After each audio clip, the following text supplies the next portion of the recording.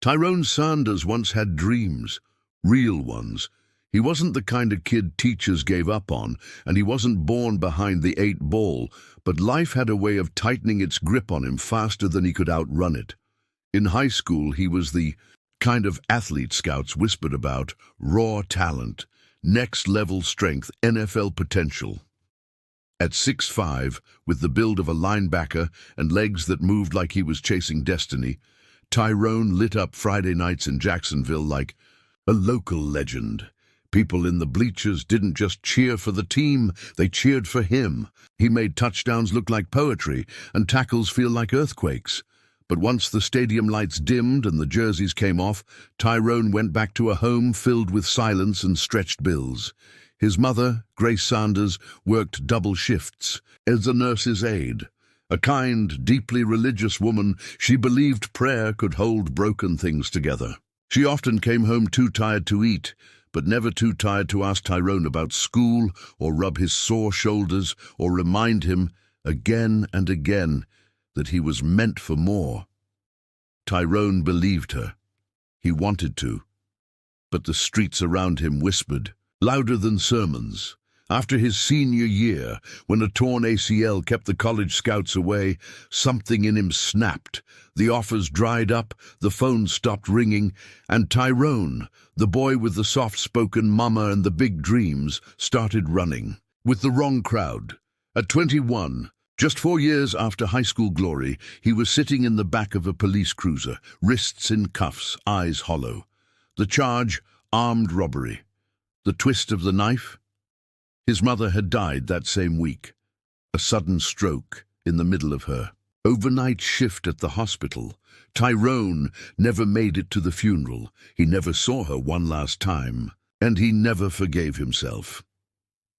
Inside Florida State Penitentiary, Tyrone became someone else. They called him the Wall. He didn't speak unless spoken to. He didn't cry, laugh, or show any crack in the armor. In a place where weakness was currency, Tyrone became impenetrable.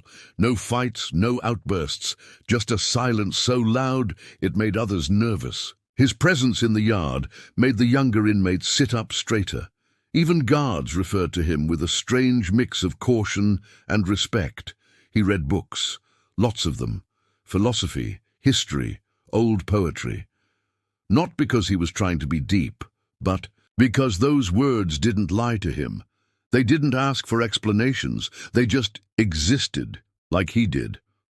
What few people knew, what Tyrone never said, was that he had a sister, Angela, 2 years younger, once his shadow, always calling him Ty and following him to games with a giant foam finger.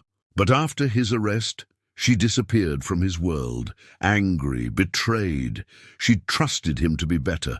Their mother had trusted him to lead, not fall. Angela moved to Orlando, got a job at a school, married a quiet man, and had a daughter, Lily.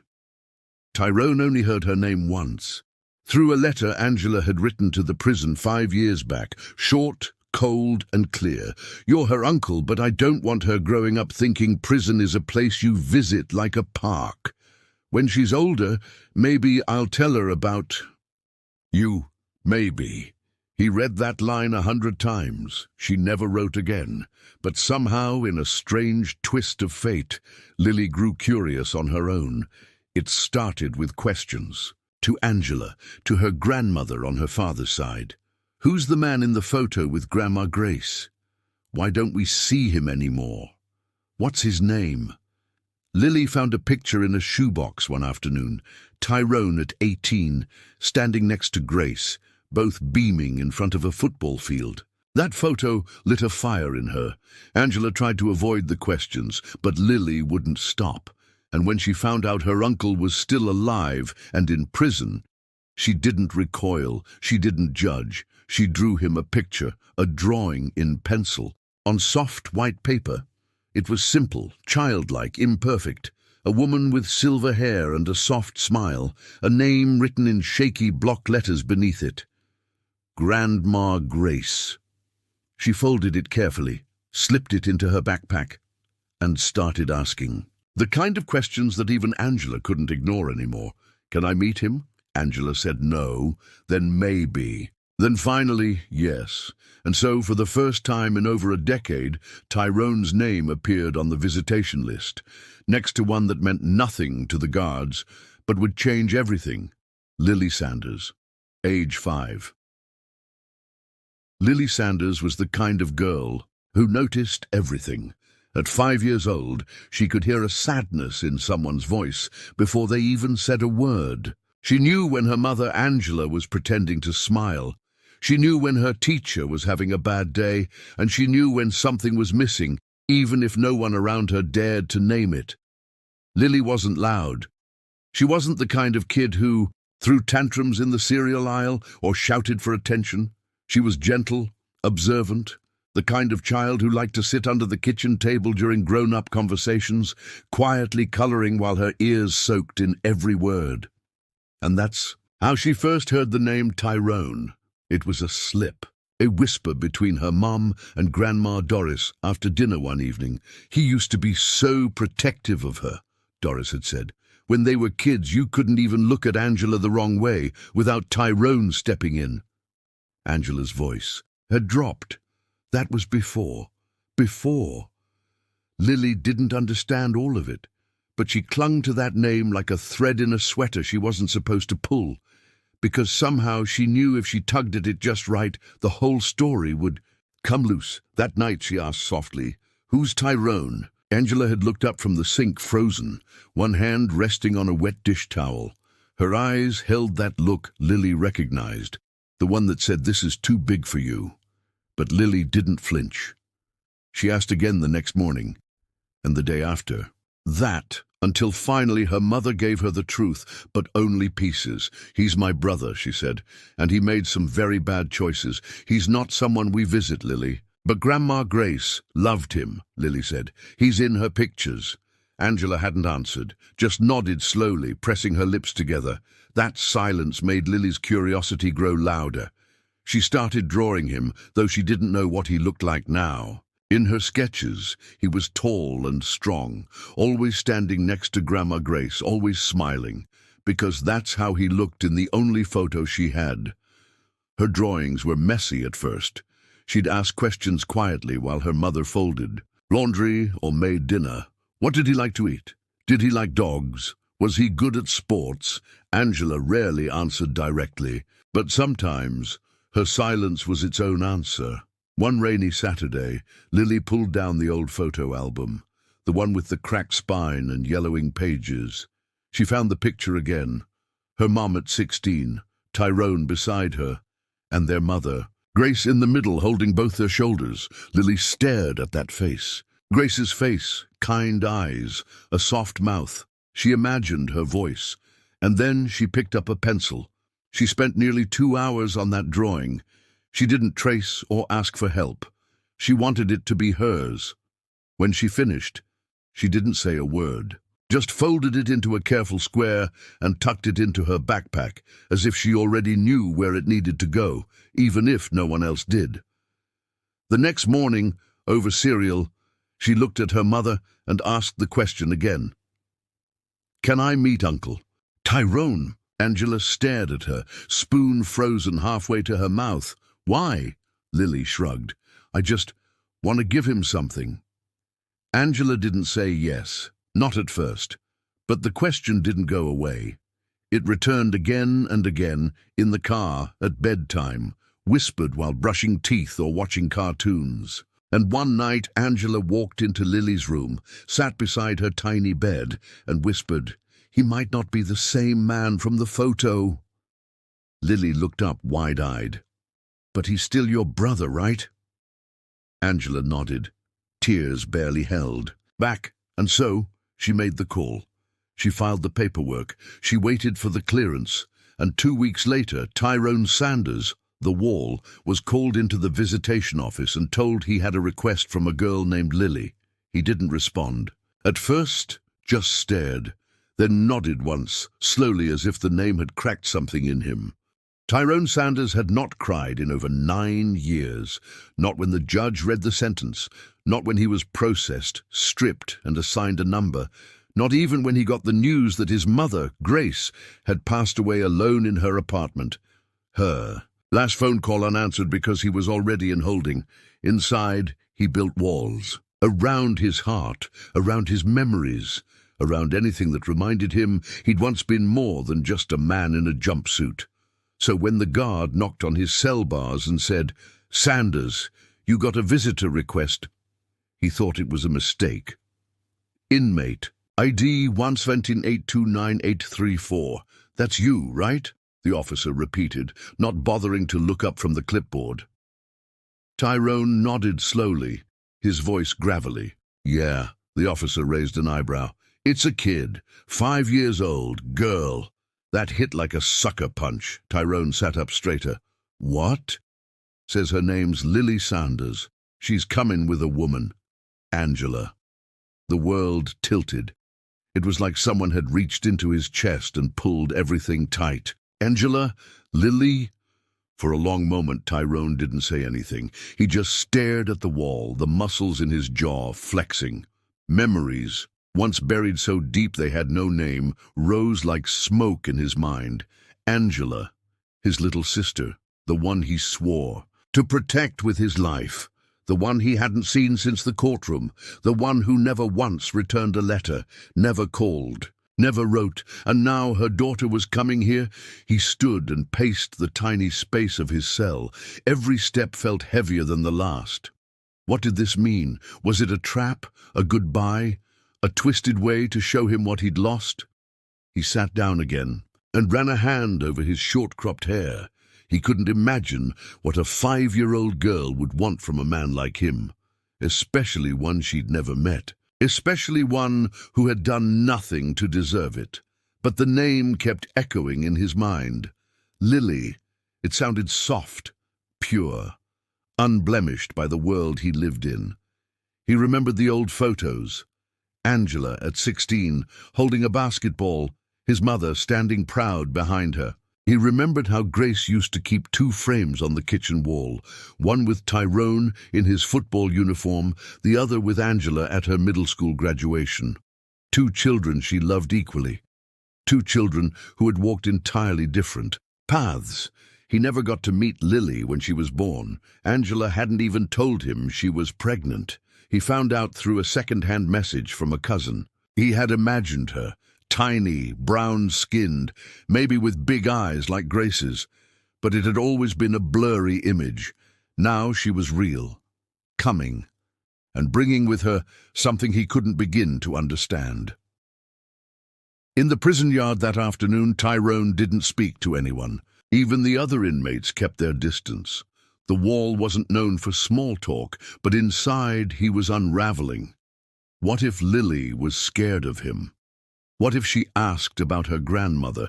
What if she looked into his eyes and saw everything he had become, and it hurt her? What if he couldn't hold himself together? That night he sat at the edge of his cot and did something he hadn't done in years. He prayed. Not for freedom, not for forgiveness, but for the strength to look a child in the eyes and not destroy the innocence she brought with her. Meanwhile, miles away, in the back seat of a borrowed sedan, Lily sat with her drawing folded, neatly in her lap, clutched in both hands. Angela kept her eyes on the road, her fingers gripping the steering wheel tighter than usual. Neither spoke much. The silence between them was filled with questions neither of them had answers to. As they passed the faded green sign that read, "Florida Department of Corrections, Jacksonville Unit," Angela finally exhaled. "You sure you want to do this?" she asked quietly. Lily nodded. Angela looked at her daughter, so small, so full of something she herself had lost long ago, and whispered, "Okay then. Let's go meet your uncle." The visiting yard wasn't made for warmth. Chain-link fences, topped with coils of rusted wire, surrounded the patch of concrete and metal tables bolted into the ground. Everything smelled like sun-baked gravel, sweat, and institutional cleaning spray. Tyrone stood by the entrance, flanked by 2 guards, his hands trembling ever so slightly, something he hoped no one noticed. His orange jumpsuit felt heavier than usual, like it was trying to drag him into the floor. He hadn't slept. He hadn't eaten much either. The idea of a 5-year-old walking into this place had kept him pacing for most of the night. And then he saw her, a little girl with light brown skin and golden curls, bouncing as she walked beside a tall, anxious woman he recognized instantly. Angela. She hadn't changed much, older maybe, more tired, but still his sister. Lily clutched something to her chest, a folded piece of paper gripped tight in both hands. She looked around, wide-eyed, taking it all in. When her eyes found Tyrone, she froze. Angela gently touched her shoulder. "That's him, baby. That's your Uncle Tyrone." Tyrone didn't know what to say. His heart felt like it was trying to beat through his ribs. His voice, the one that used to roar across football fields, now barely came out. "Hey." It was quiet, soft, almost broken. "Hey there, Lily."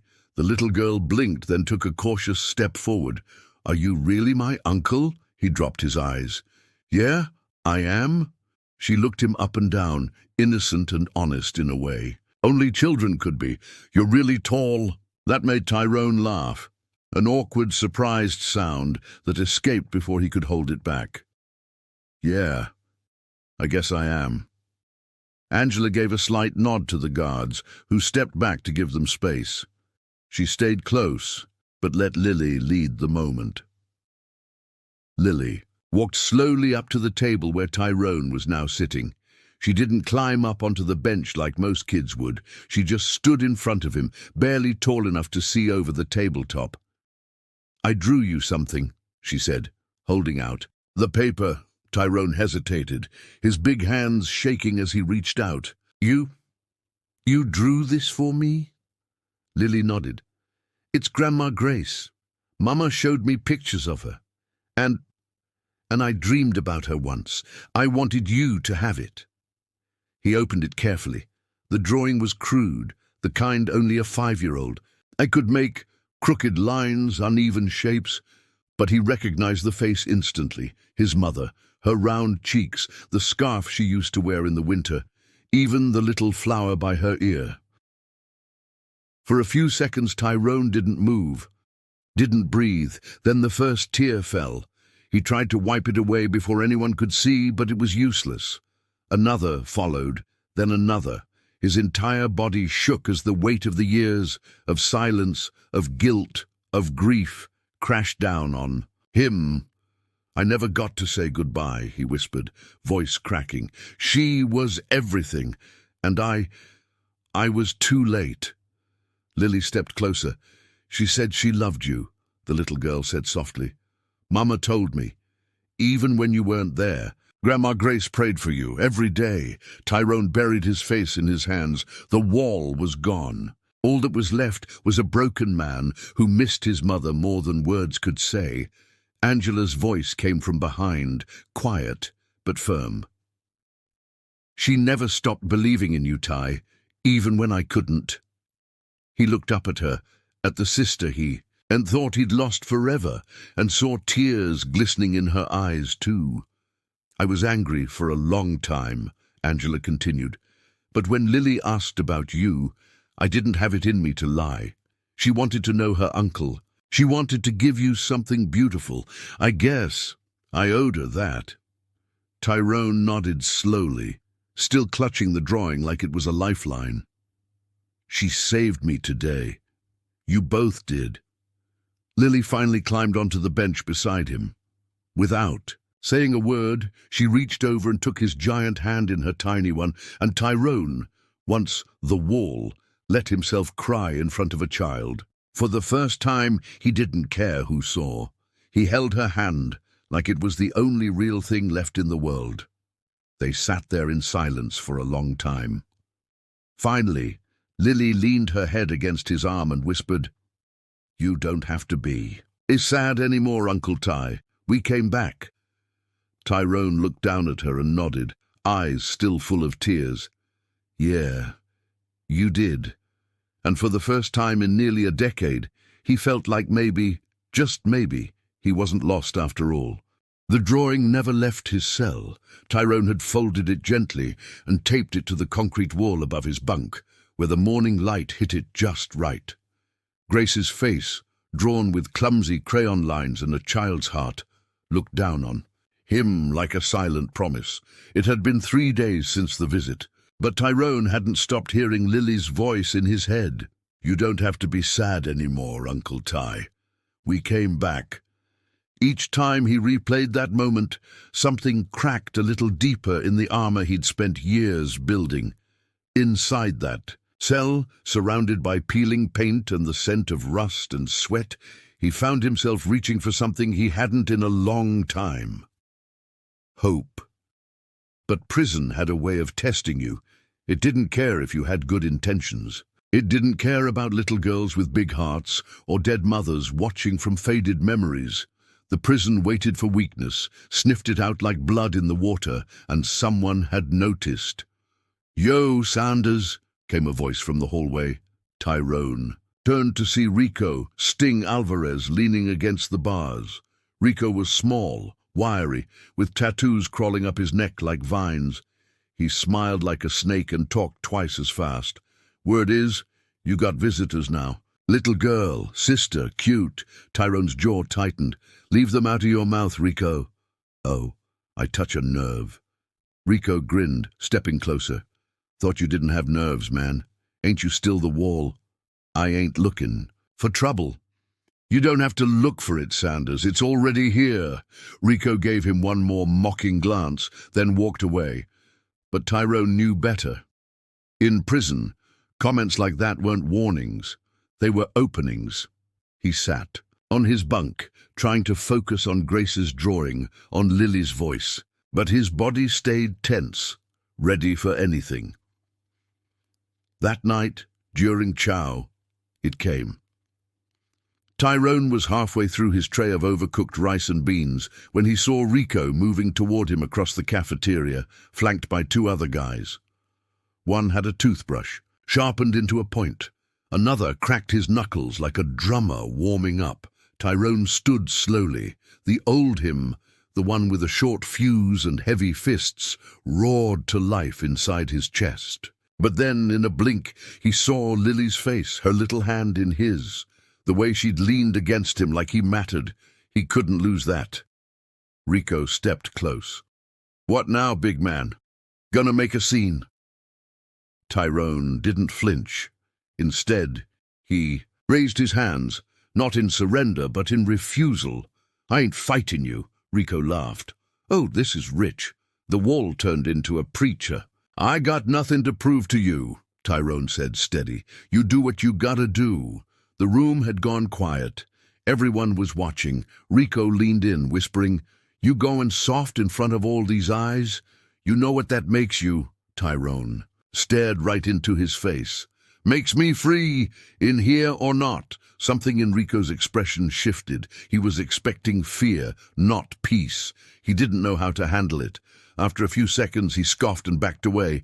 "Crazy bastard," he muttered, walking off. Tyrone sat back down. His hands were still shaking. Sweat ran down his neck. He knew that could have gone 100 ways, most of them bloody, but he was still breathing, still intact, still becoming something new. That night in his cell, he stared up at the drawing again. His voice was low, like a prayer. "Ma, I don't know if I deserve this. I really don't. But I swear to you, I ain't gonna waste it, not this time."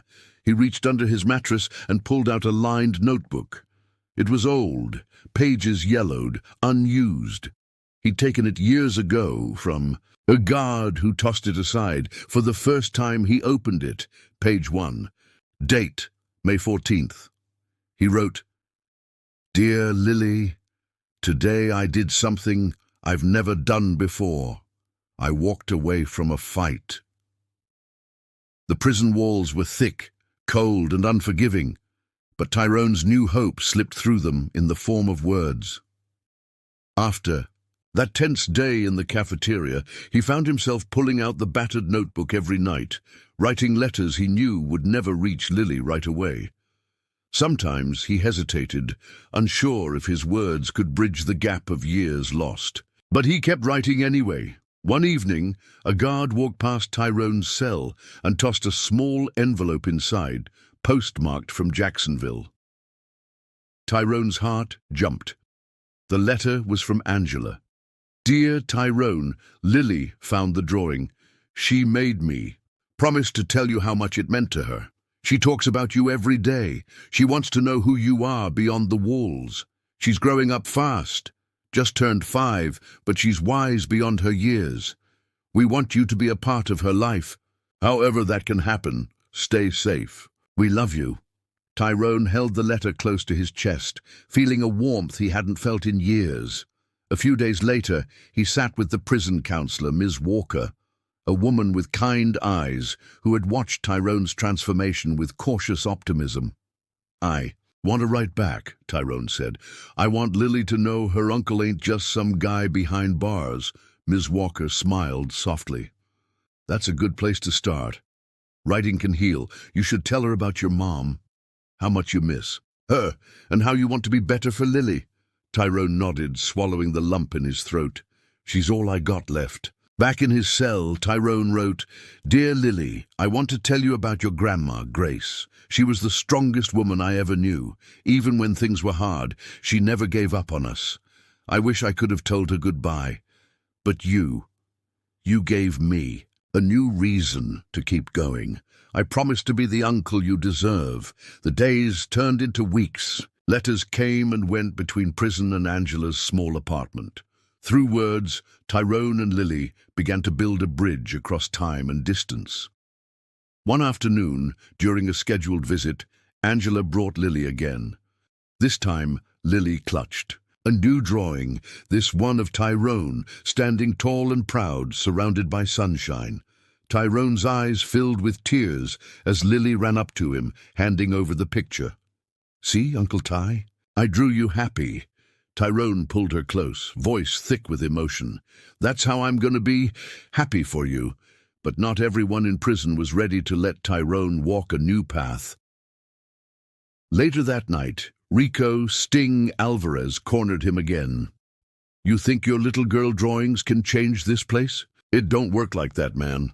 Tyrone stood his ground. "Maybe not today, but it's the only thing keeping me alive." Rico sneered. "We'll see how long that lasts."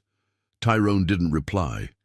Instead, he looked up at Grace's drawing, taped to the wall, then at the notebook filled with letters. For the first time in a long time, Tyrone felt something stronger than fear. He felt hope. The clang of the prison gates echoed through the cold hallways like a thunderclap, setting a grim rhythm for Tyrone Sanders' days. The sun had long disappeared behind thick concrete walls, but the weight of the night pressed on him heavier than ever. Rico Sting Alvarez had made his intentions clear. Tyrone wasn't just fighting for survival anymore. He was fighting for a future that Rico wanted to crush before it could take root. That morning, the yard was tense. Inmates shuffled, eyes darting nervously. Tyrone kept his head low, but he could feel the weight of Rico's gaze boring into him like a knife. "Sanders!" Rico's voice boomed, drawing the attention of half the yard. Tyrone's muscles tensed as Rico swaggered toward him, flanked by 2 towering men. "You think your little girl drawings and hope can save you here? This place? It's a jungle. And you're the prey." Tyrone squared his shoulders, voice calm but firm. "I ain't prey. I'm fighting for my family, for my niece, for my mom. And I ain't backing down," the crowd murmured. Some expected Tyrone to crumble, but the calm in his voice was a shock. Rico sneered, stepping closer. "You're soft. That hope you cling to? It's a lie. Out here, hope gets broken. Just like you will." Before Tyrone could respond, a deep voice interrupted. "Back off, Rico." The crowd parted slightly to reveal Marcus, the judge, a man known for his imposing presence and a surprising streak of honor. His eyes locked on Rico with quiet menace. "Tyrone's got guts, and he's got people waiting outside who need him. You pick a fight with him, you pick a fight with me." Rico spat on the ground but stepped back, his smile twisted with anger. Later that evening, Tyrone sat alone on his bunk, fingers trembling slightly as he unfolded a letter from Lily.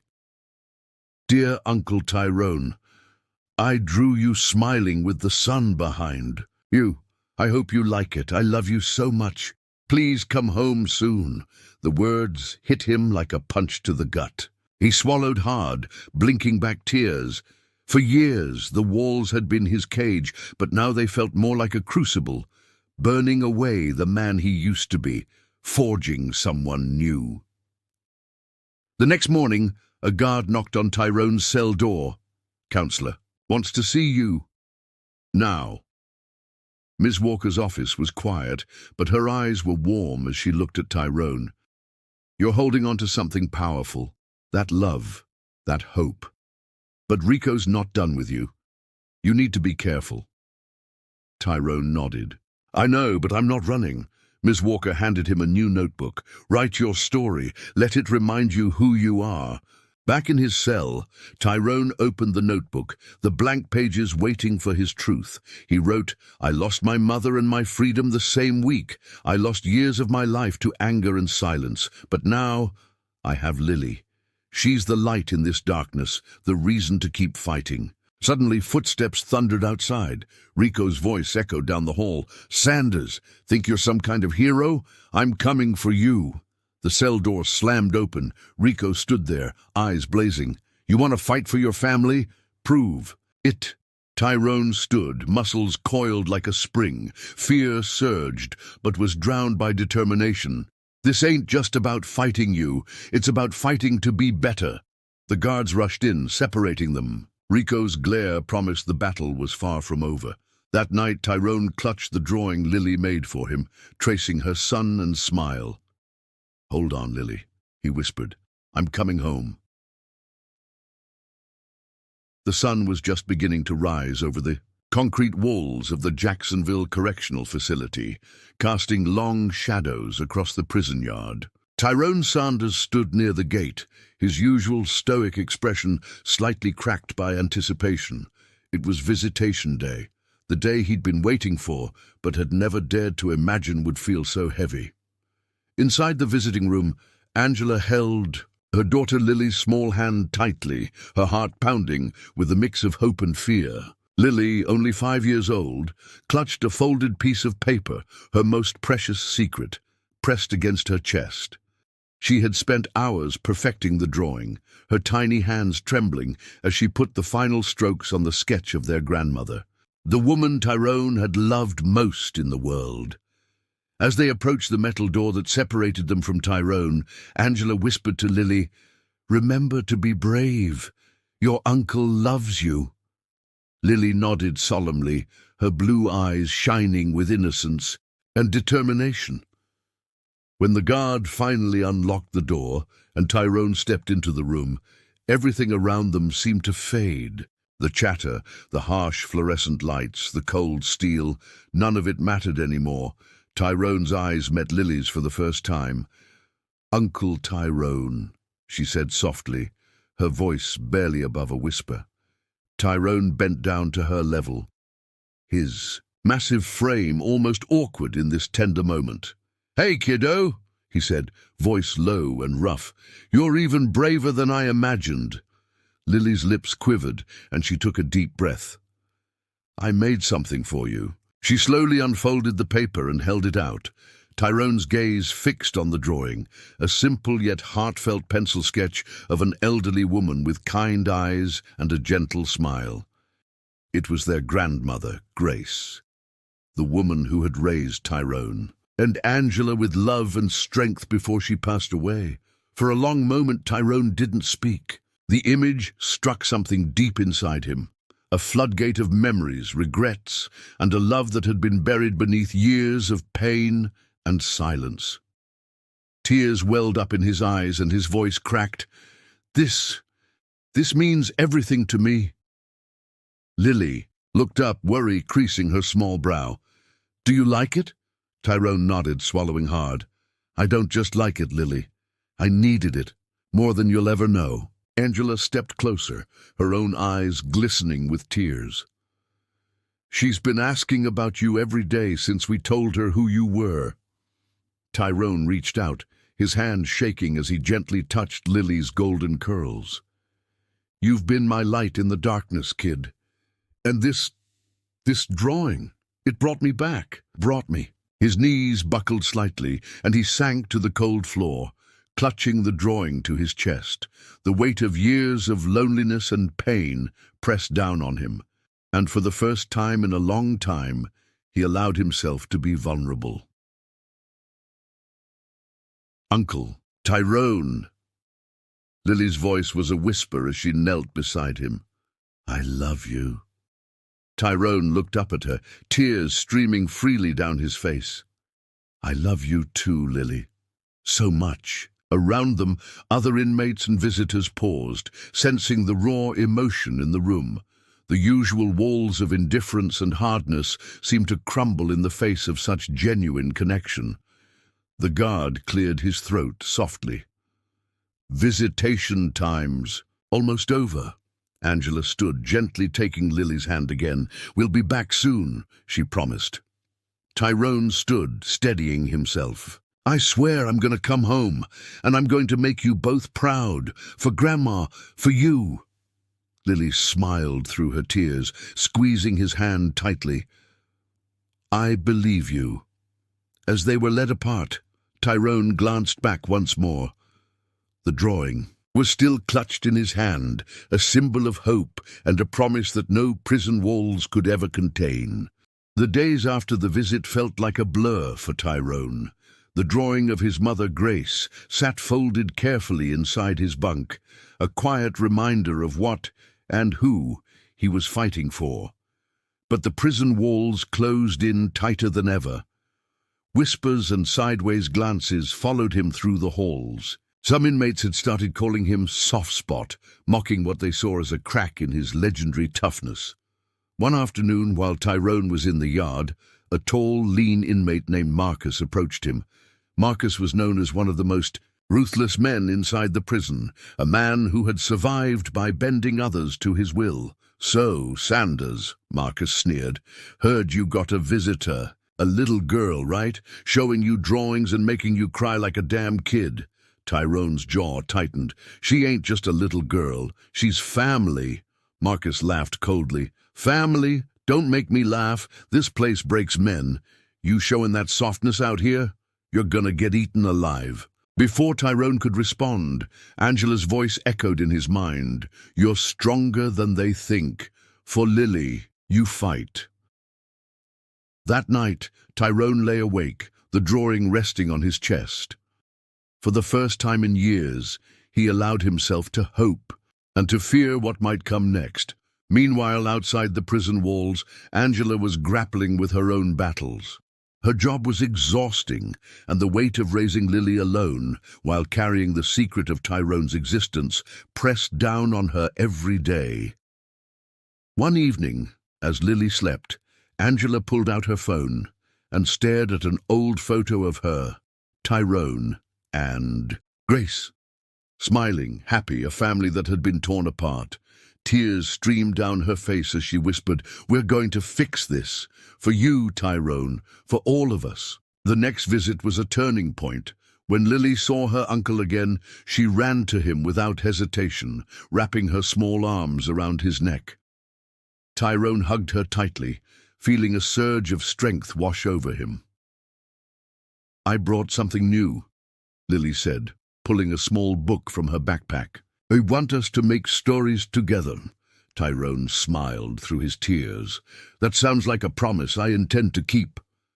But as they sat together, sharing stories and laughter, the prison guard's looming presence was a stark reminder that their time was limited and the path ahead was still fraught with danger. Outside, Angela watched from the visitor's room window, her heart swelling with hope and dread. The fight to bring Tyrone home was just beginning. The morning sun barely pierced through the narrow prison windows, casting long shadows across Tyrone's cell. Today was different. The air was thick with anticipation, every sound sharper, every breath heavier. Angela arrived early, clutching Lily's hand tightly. Today, she whispered. "We might finally get some answers." Tyrone sat at the visitor's table, his eyes fixed on the door. When it opened, the guard handed him an envelope, official, heavy, the kind that could change a life. He tore it open slowly. His heart pounded as he read, "Parole hearing scheduled." Tears welled in his eyes. For the first time in years, freedom seemed possible.